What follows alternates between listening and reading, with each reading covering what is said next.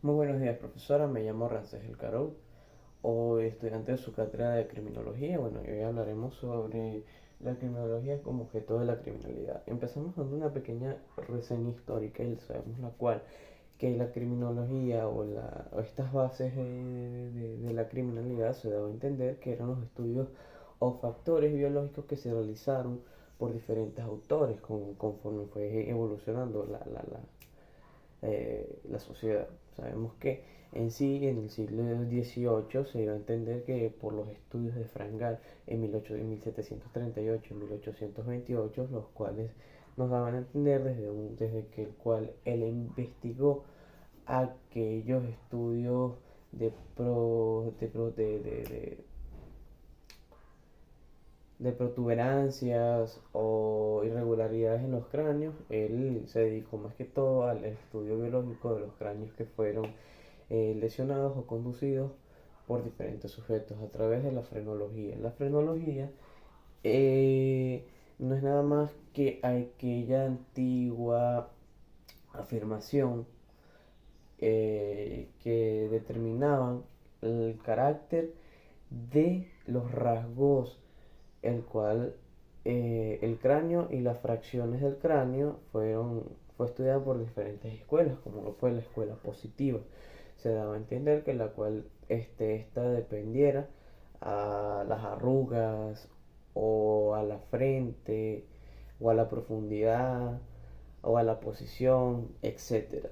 Y que la protuberancia craneal era en las protuberancias de diferentes teorías o de algún doble en especial. El objeto de la criminalidad, pues, sencillamente busca que las fisiologías del comportamiento anormal sean seres humanos que practicaron a la sociedad una investigación la cual se fija en relación en todos estos hechos todos estos hechos de la criminalidad se da el comportamiento violento. Ese es el objeto de la criminalidad. Ahora, sabemos que tenemos diferentes exponentes que en base a todas sus investigaciones fueron muy relevantes en la criminalidad o en el objeto de la criminalidad, como lo fue Charles Darwin, que Charles Darwin, bueno, él se dedicaba a él fue el creador de la variante darwiniana, la cual nos hablaba sobre su tipología, el picnico, eh, eso era lo que nos hablaba. Lo que nos decía era que su variante darwiniana son las personas que determinaban en sí, las personas que determinaban así un biotipo que principalmente tenía un desarrollo determinado en un tipo de personalidad. Y el picnico era aquel que determinaba como productores o de productor marginal o depresivo, por arranques efectivamente que se contundían a otros actos como no son los actos vandálicos o los actos lesivos. De tal forma que también nos hablamos sobre César Lambroso. Y César Lambroso se basaba y que el cual fue un médico muy relevante y fue un médico italiano que se conoció como el padre de la criminología, que principalmente daba a entender que las explicaciones de la criminalidad eran extraponientes y principalmente eran que nacía como criminal o como delincuente. Principalmente esta daba forma a la criminalidad que nace como la antropología criminal. De tal forma sus estudios se basan en el conocimiento o en su conocimiento adquirido a partir de las teorías de la criminalidad, lo cual se desarrolló en su teoría, que era el activismo, el activismo moral, que esta principalmente formaba parte de sus propias ideas que fueron propuestas y desechadas, pero fueron base del enfoque de la criminalidad. Charles Darwin era que sostenía que en aquel medio ambiente se daba a entender que era un factor decisivo en la transmisión de consecuencias o características humanitarias, siendo los factores más importantes exógenos de la marca del organismo mejorado. Ernest Krecher nos planteaba de que desde su punto de vista esta era una era un factor que distingue en sí diferentes principios, como era el principio leplósomo, el atlético y el picnico. Estos incurrían primordialmente en los llamados delitos eh, de, de, de asticia, que eran los delitos, que eran el leproso. El atlético era que su criminal se caracterizaba por una finalidad, y el picnico era que estaban determinados a aparecer como palabras de productos maniciales o depresivos. Hablamos también sobre la herencia. La herencia y la desviación, como se da a entender, esta era el síndrome de la criminalidad o este duplo que se llegaba a afirmar para poder tener la existencia de claras relaciones entre cromosomas, como lo era el carotipo, que era el cromosoma XYY, que era el genosoma Y, es extra en los hombres y que generaba una alta dosis de testosterona. Es decir, que nosotros producimos una alta dosis de testosterona gracias al genosoma Y. Y que inteligentemente sabemos o subliminalmente que así como estética corporal, lo que provoca que el criminal mata la adaptación social. En el sexo y desviación sabemos que según Charlotte, la criminalidad entra en un factor muy importante como los valores en los varones y en las mujeres. En los varones porque se da a entender que proporciones de 5 o más estudios realizados posteriormente para poder determinar que se han conformado o han confirmado el procedimiento masculino que en el campo criminal, por lo que se investiga el sexo de la criminalidad. Tenemos que sus razones son muy obvias. Uno, tenemos porque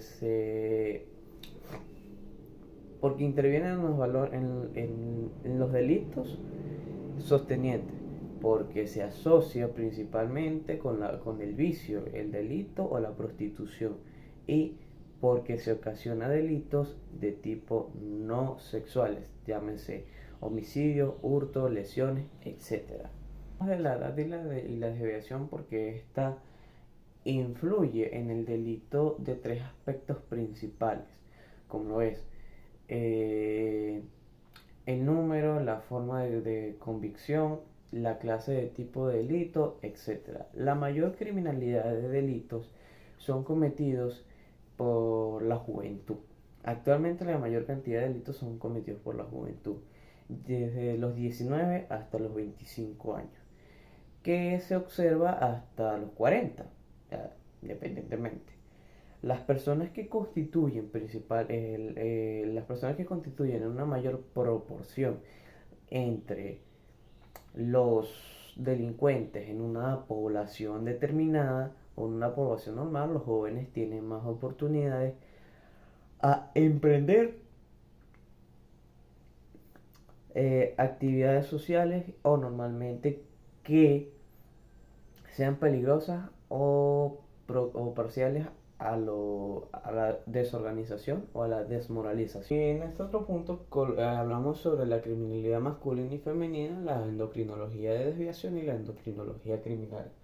En la criminalidad masculina y femenina, pues bueno, sabemos que estas son las razones que explican principalmente por qué la criminalidad femenina es realmente menor a la masculina.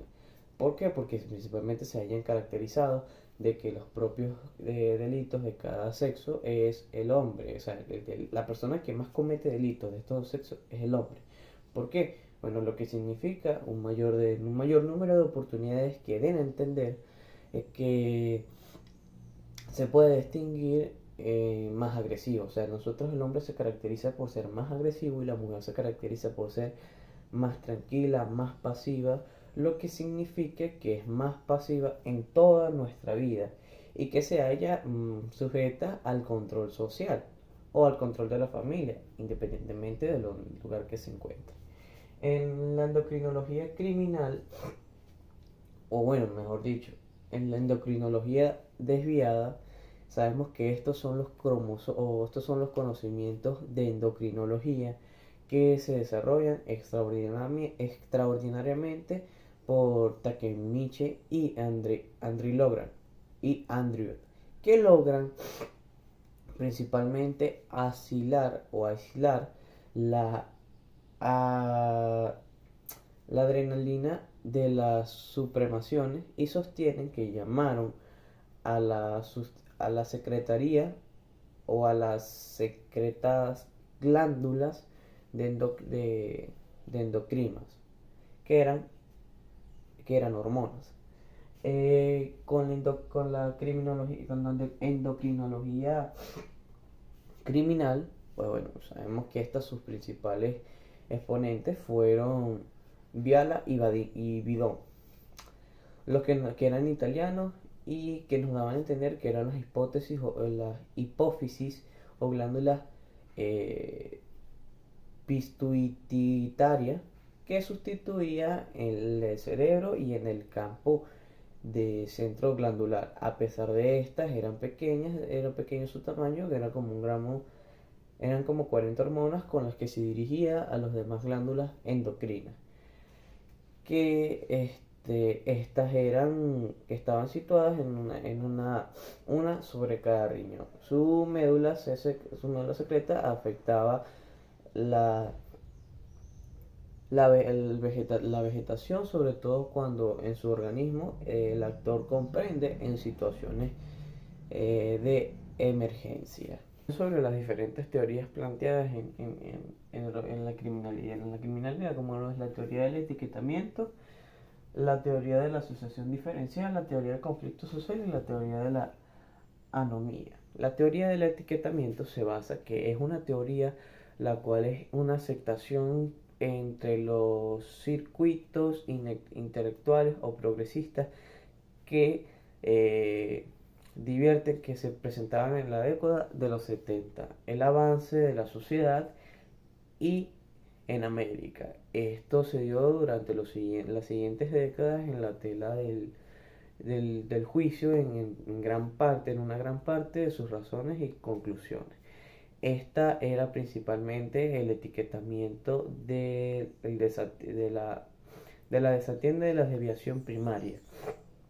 ¿Por qué? Porque los delitos conducen a los comportamientos humanos derivados. Esta era que caía en un lo cual se explicaba o se etiquetaba siempre que conduce a la desviación y con ello se ignora que la desviación pueda ser una opción para el sujeto. La perspectiva de esta teoría del etiquetamiento es idealizada, que desobedece la cuestión del poder, pues que solo este influye en el mecanismo del etiquetamiento. La teoría de la asociación diferencial, bueno, esta teoría fue planteada y desarrollada por Donald, lo cual se introdujo como en uno de sus libros, como lo fue los principios de la criminalidad, que esta teoría nos señalaba que la organización social contra la ley son los fenotipos que se encontraban en la conducta criminal, que principalmente estaban diferentes autores de la criminalidad que explicaban que mediante el conflicto cultural nace en diferentes localidades contaminadas por la base de desiguales, por las bases desiguales, que a su vez el sujeto está asociado más a alguna que otra, siendo este un proceso normal de adhesión o agresión. Esta teoría nos señala que los sujetos han llegado a aprender a sus criminales por una serie de técnicas transmitidas técnicas transmitidas culturalmente. Principalmente nos da a entender que que posteriormente se adquiere el crimen y se adhiere su esfuerzo para continuar su esfuerzo para continuar haciéndola. Y la teoría del conflicto social, bueno, esta principalmente es una teoría que se pretende en latitudes y tanto en una variación de pluralista, que nos indica que el conflicto social es un proceso de segregación que afecta el funcionamiento de la conducta social o el sistema social, ya que este principalmente se enfoca e introduce la entropía, generando así problemas a las integraciones sistemáticas. Por tanto está afectando a los estatus y que esta se ve asumida por los diferentes aspectos sociales, que estos pueden tener gran importancia o consecuencias en las funciones latentes de la sociedad. Esta teoría del conflicto social es en caso de una sociedad que se pretenda en su esencia inmutable, tanto como el socio el socio se define como los subprocesos de un ajuste social que admite que el sistema se continuará en un determinado tiempo. Y tenemos la teoría de la anomía, que esta fue principalmente por Durkheim, que se desarrollaba con el concepto de anomía, que era la desviación del trabajo social y el suicidio, identificando así el momento en el que esté vinculado sociales que debilitan la sociedad tal cual pretende o fuese, para integrar y regular adecuadamente los indicadores, generando fenómenos sociales tales como el suicidio. Esta teoría sostiene que la sociedad cumple actualmente tanto lo colectivo como cada uno de sus miembros, que logran un orden estable que sea la que permita desarrollarse y que pretenda como éstas no ocurren. En la sociedad se da a entender que cae una situación de anomía que prende su fuerza para ser rígida para sujetos a los individuos. De tal forma, esta se da a entender que puede deducirse o producirse en consecuencia de adhesiones tales como el suicidio. Profesora, muchas gracias por su atención. Nos encontramos en otra oportunidad.